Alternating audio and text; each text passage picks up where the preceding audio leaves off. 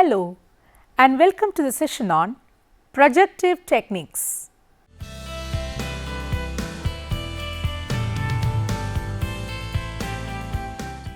History, definition and characteristics. Personality is all that a person has about him. It includes everything about a person. It includes all the behavior patterns, that is cognitive, and affective, and covers not only the conscious activities, but goes deeper to semi-conscious and unconscious also. The covert or unconscious behavior by all means is not so insignificant, rather it is more significant than the overt or conscious behavior, as Freud believes that our conscious behavior is only 1/10 of the total behavior. Psychologists to study the unconscious motivation of personality attempted to devise a new kind of instrument generally called projective techniques. These techniques, which do not only emphasize on the observable part of human personality, but can reveal his inner or private world and go deeper in the unconscious behavior of an individual to dig out repressed feelings, wishes, desires, fears, hopes and ambitions. Definition. Projective techniques are standardized sample of behavior which is not stimulus bounded. The essence of projective techniques can be briefly described as: it is to examine the personal production of a subject and to interpret it for the light it may throw on his personality. For instance, a projective technique is an instrument that is considered especially sensitive to covert or unconscious aspect of behavior. It permits or encourages a wide variety of subject responses. It is highly multidimensional and it evokes usually rich response data with a minimum of subject awareness concerning the purpose of the test. Characteristics of projective techniques. Projective technique of assessing personality was developed as a protest by psychoanalysts and gestalt-oriented psychologists against the behaviorist and statistical emphasis in testing of personality in 1920s. Projective test gives a global picture of the personality of the subject. Following are the main common characteristics of projective techniques. Ambiguous material. Projective tests often use ambiguous material to which the subject must respond freely, often in descriptive form. Ambiguous material means that every subject can interpret the test stimuli in his own way. Another characteristic is evoke responses from unconscious. Projective tests are based on the implicit assumption that the test stimuli evoke responses from unconscious of the subject. Multidimensionality of response is another important characteristic. The dimensions in which the subject can respond are various as physical, intellectual, social and emotional. There is more freedom to respond against the unstructured stimuli of the test. It is possible for the subjects to make a great variety of responses to the test task. Freedom to respond. The projective tests provide full freedom to the subject to respond to the test stimuli. He is not restricted as regarded the nature of responses. Holistic approach is another important characteristic. It means that projective tests attempt to study the totality of behavior. They emphasize the molar approach to understand personality. Answers are not right or wrong in a projective technique. The responses of the subject are not scored or evaluated as right or wrong.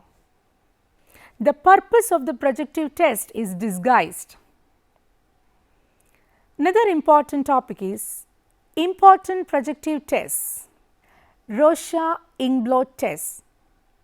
The Roscha psychodiagnostic test is the grandfather of all projective tests, having been introduced in 1921 by the Swiss psychiatrist Hermann Roscha. This test is one of the most popular and widely used tests. Roscha noticed that differently diagnosed patients tended to make different kinds of interpretations and distortions of ambiguous visual stimuli like ink blots. He conducted research on hundreds of ink blots and finally selected 10 ink blots for the test. Materials of the test. It consists of 10 cards on which we have ink blots. 5 of them are in black and white and 5 are multicolored. These ink blots are completely unstructured. The shape of the blots do not have any specific meaning. Administration of the test. At first, the cards are presented one at a time in a specified order. When the subject gets seated, the examiner gives him first card with necessary instructions. He is asked to tell what he sees in it, what does it look like, etc. Then, the subject is allowed as much time as he wants for a given card and is permitted to give as many responses to it as he wishes. He is also allowed to turn the card around and look at it from any angle to find things in it. Then, besides keeping a record of the responses of the subjects concerning these ink blots on different pieces of paper, the examiner notes the time taken for each response, positions in which cards are being held, emotional expression and other incidental behavior of the subject during the test period, etc. After all, the cards have been presented, the second phase of inquiry follows. It is intended to seek clarification to original responses. Scoring and interpretation. For the purpose of scoring, the responses are given specific symbols and are entered into 4 columns. These scoring categories are named as 1. Location, 2. Contents, 3.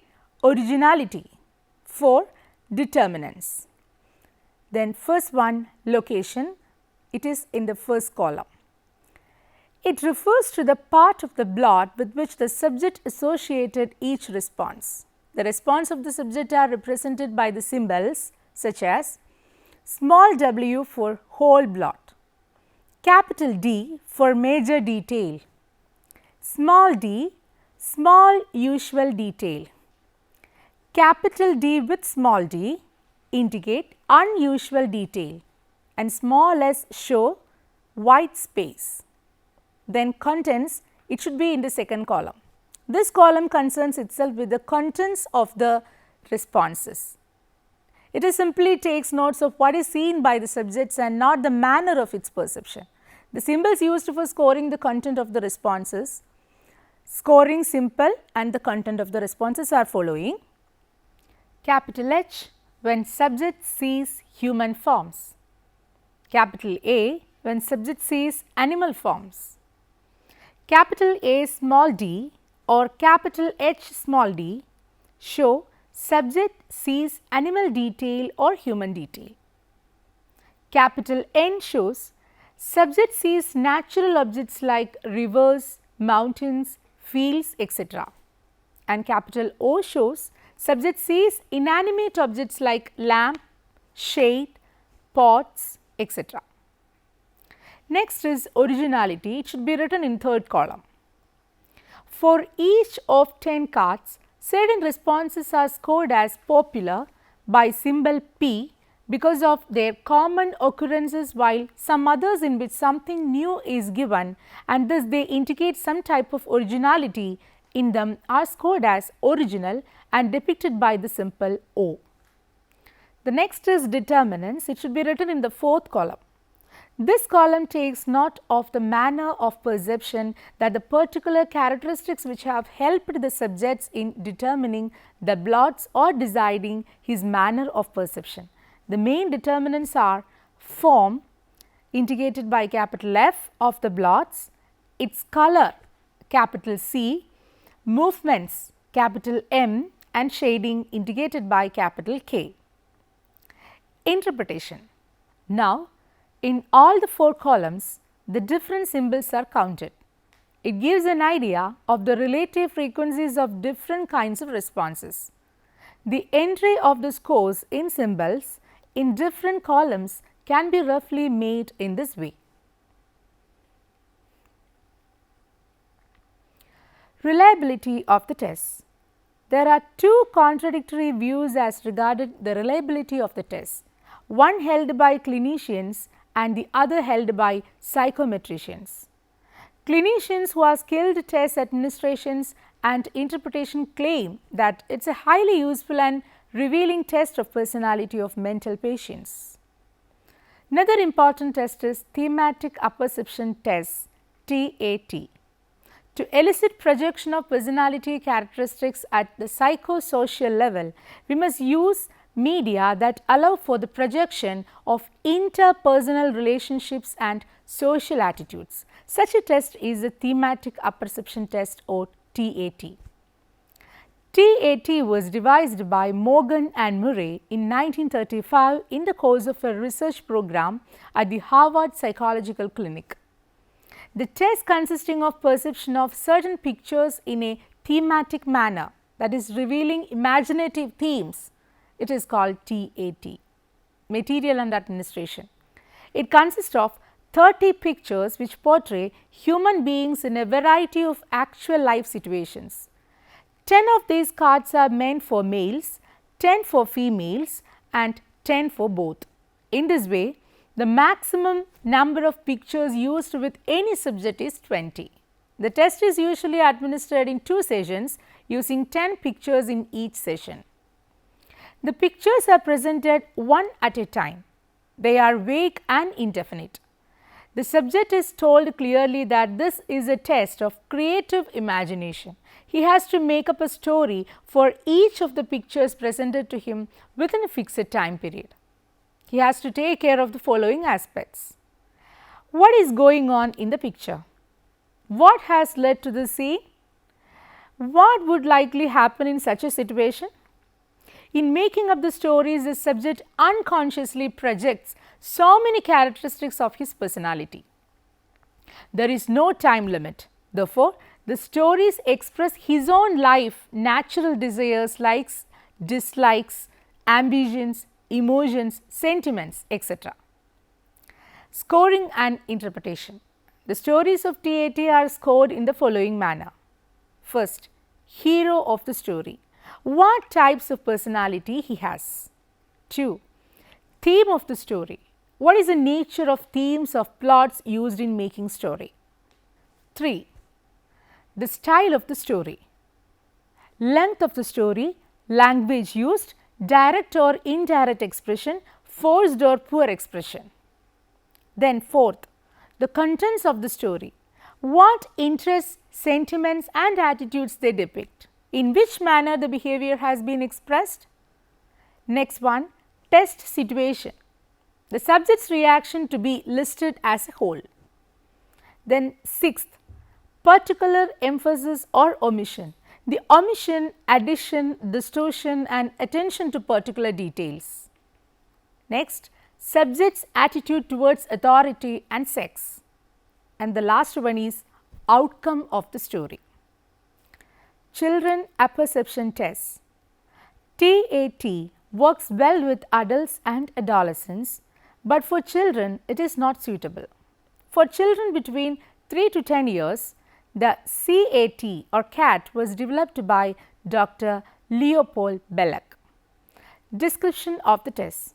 It consists of 10 cards.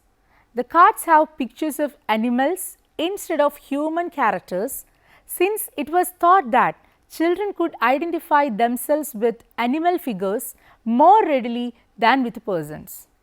These animals are shown in various life situations. For both sexes, all the 10 cards are needed. Administration of the test.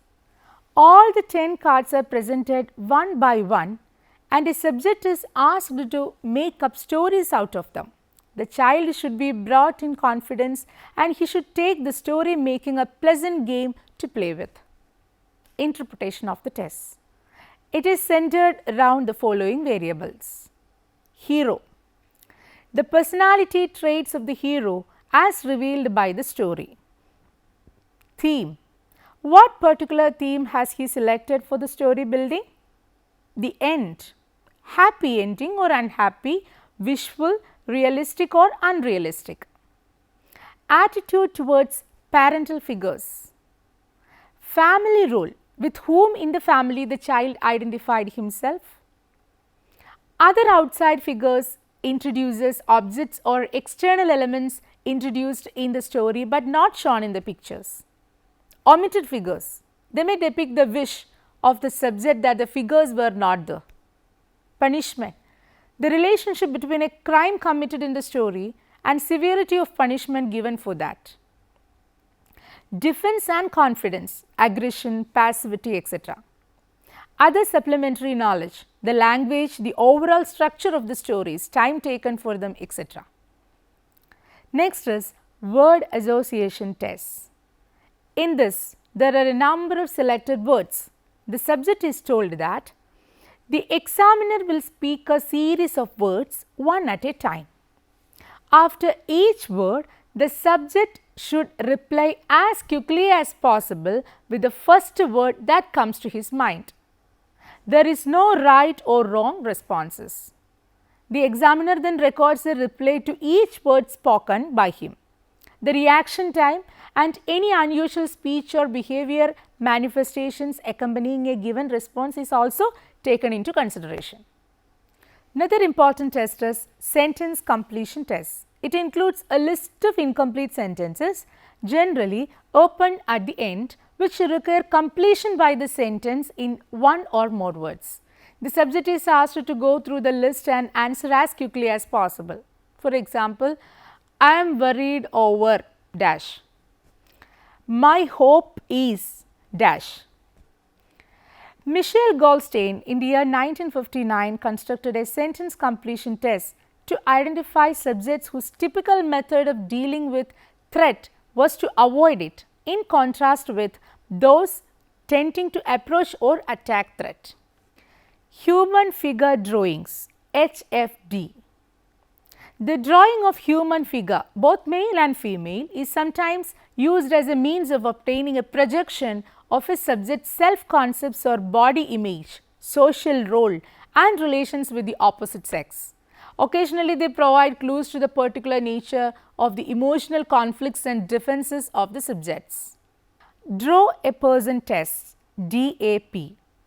It grew out of the work of Karen Mashowa in the year 1949. The basic hypothesis underlying the development of the DAP was the examinees project themselves into the human figures they are asked to draw. These reproductions are believed to reveal the examinees' impulses, anxieties and other internal emotional states.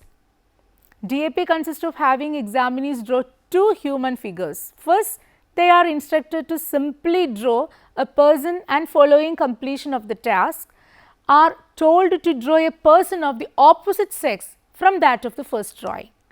While the drawing, clinicians observed such things as the consequences of body parts drawn, verbalizations made by the examinee and other factors associated with the actual drawing process. Occasionally, a period questioning occurs after both drawings have been completed. Scoring and interpretation of the test. Scoring and interpreting the DAP is a complex subjective task. A number of structural and external aspects of the data wings which are important in the interpretation process. This include the aspects as the size and placement of the figures on the paper, the amount of action depicted in the drawings, the systematization, shading and differential treatment of male and female figures. Attention is also given to the specific body parts. Another important topic is evaluation of projective techniques. Several general questions can be raised to some extent about most projective techniques. These questions can be conventionally considered in summary form. First one is rapport and applicability. Most projective techniques represent an effective means for breaking the ice during the initial contacts between clinician and client. It tends to divert the individual's attention away from herself and himself and thus reduces embarrassment and defensiveness. Certain projective techniques may be especially useful with young children, illiterates and persons with language difficulties and speech defects. Nonverbal media would be readily applicable to all these groups. With these verbally limited groups, projective techniques may help the test taker to communicate with examiner. faking is another important problem. In general, projective techniques are less susceptible to faking than are self-report inventories. The purpose of projective techniques is usually disguised. Even if an individual has some psychological sophistication and is familiar with the general nature of particular instrument, it is still unlikely that he or she can predict the intricate ways in which the responses will be scored and interpreted. Moreover, the respondent soon become absorbed in the task and hence is less likely to resort to customary disguise and restraints of interpersonal communication. On the other hand, it cannot be assured that projective techniques are completely immune to faking. Several experiments with projective techniques have shown that significant differences do occur when respondents are instructed to alter their responses so as to create favorable or unfavorable impressions, or when they are given statements suggesting that certain types of responses are more desirable. Examiner and situational variables. It is obvious that most projective techniques are inadequately standardized with respect to both administration and scoring, or are not used in a standardized fashion in clinical practice. Even when employing identical instructions, some examiners may be more encouraging or reassuring, others more threatening owing to their general manner and appearance. Such responses may affect response productivity, defensiveness, imaginativeness and other basic performance characteristics. Equally serious is the lack of objectivity in scoring and interpretation. The final steps in the evaluation and integration of the raw data usually depend on the skill and clinical experience of the examiner. The most disturbing implication of this situation is that the interpretations of scores often as projective for the examiner as the test stimuli are for the examinee. Norms. Another conspicuous deficiency common to many projective instruments pertains to normative data. Such data may be completely lacking, grossly inadequate or based on vaguely described populations. In the absence of adequate objective norms, the clinician falls back on her or his general clinical experience to interpret projective test performance. But such a frame of reference is subject to all the distortions of memory that are themselves reflections of theoretical bias, preconception and other idiosyncrasies of the clinician. Reliability. In view of the special nature of scoring procedures and the inadequacies of normative data in projective testing, scorer reliability becomes an important consideration. It should include also the final integrative and interpretive stages. Interpretive scorer reliability is concerned with the extent to which different examiners attribute the same personality characteristics of the respondent on the basis of their interpretations of the identical record. Validity. Many validation studies of projective tests have been concerned with concurrent criterion related validation. Most of these have compared the performance of contrasted groups such as occupational or diagnostic groups. These groups often differ in other respects such as age and education. The projective hypothesis. The traditional assumption regarding projective techniques has been that the individual's responses to the ambiguous stimuli presented to her or him reflect significant personality attributes. But a large and growing body of research indicates that many other factors can affect those responses such as hunger, sleep deprivation, drugs, anxiety and frustration. Ability factors and particularly verbal ability clearly affect scores on most projective techniques.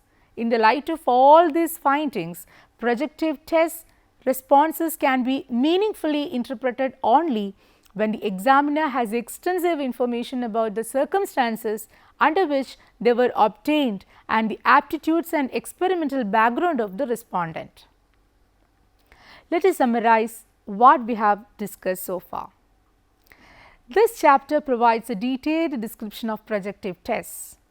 It discusses the history, definitions and major characteristics of projective techniques.